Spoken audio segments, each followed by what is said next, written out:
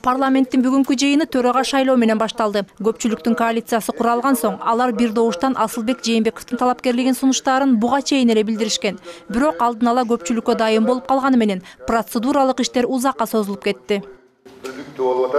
Төраганы шайлоо үчүн эсептөөчү комиссиянын курамына ар бир фракциядан өкүл шайланууга тийиш. Регламентке ылайык анын курамы 12 депутаттан туруп, фракциядагы эл өкүлдөрүнүн санына жараша түзүлүшү керек эле.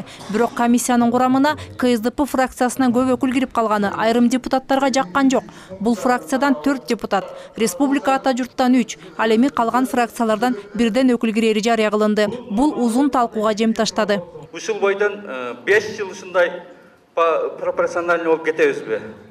Кайсыл жерде, кайсы регламентте бизге ошону тактап берип койгула, анан күчкө салганыңарды биринчи күндөн баштап токтоткула. Регламенттин 33 беренесин 2-3 пункттарын талабы, ошондой эле регламенттин 107 статьясында дагы депутаттардын вактылуу комиссиялар депутаттардын санына карап пропорциялык түрдө түзүлөт деп так көрсөтүлгөн. Сиз айткан регламенттин статьялары буга туура келбейт. Мен Алтынбек Сулаймановдун сунушун колдойм. Ынтымак менен биз 5 жылга жете турган эрежени бүгүн иштеп чыга алышыбыз керек. Акыры төрагалык кылып жаткан Анвар Артыков бул маселени добушка коюуга аргасыз болду. Талкууга көп убакыт кеткени менен эл өкүлдөрү бул эсептөө комиссиясын эмне үчүн шайлашканын түшүнбөй калышыптыр. Негизи бул комиссия керек жок го. Мындай жөн эле регламентте бар, бирок аны түзбөсөк эчтеке болот го менин ойумча. Бул негизден өткөн созутту тажрыйбасына карасак, формалдуу комиссия болгон, бирок регламенттин талабы да.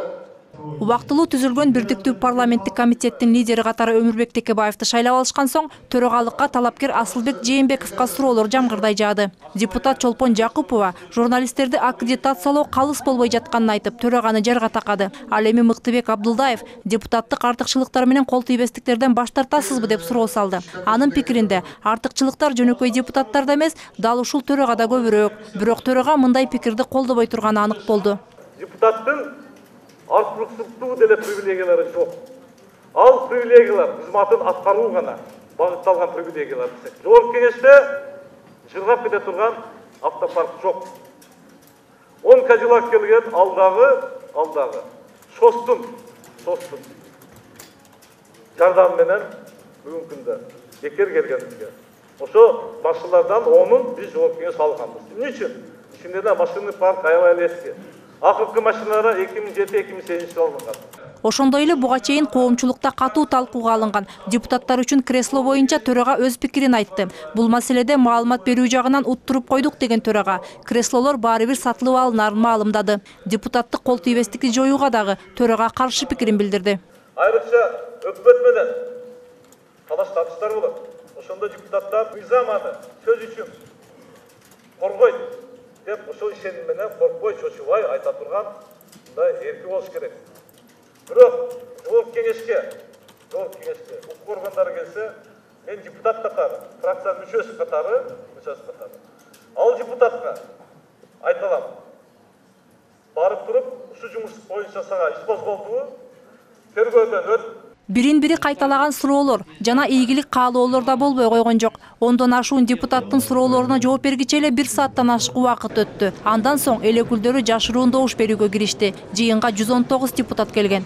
Төрагадан башкасынын баарына 118 бюллетень даярдалды. Жыйынтыгында парламенттин төрагалыгына Асылбек Жээнбековдун талапкерлиги үчүн 118 депутаттын 114-ü макул деп добуш берди. Ал эми 4-өө каршы болду. Өз кезегинде Асылбек Жээнбеков калыс жана мыйзамдын чегинде иш алып барууга убадасын берди. Мээрим Ташыбекова, Бакыт Кошалиев, НТС.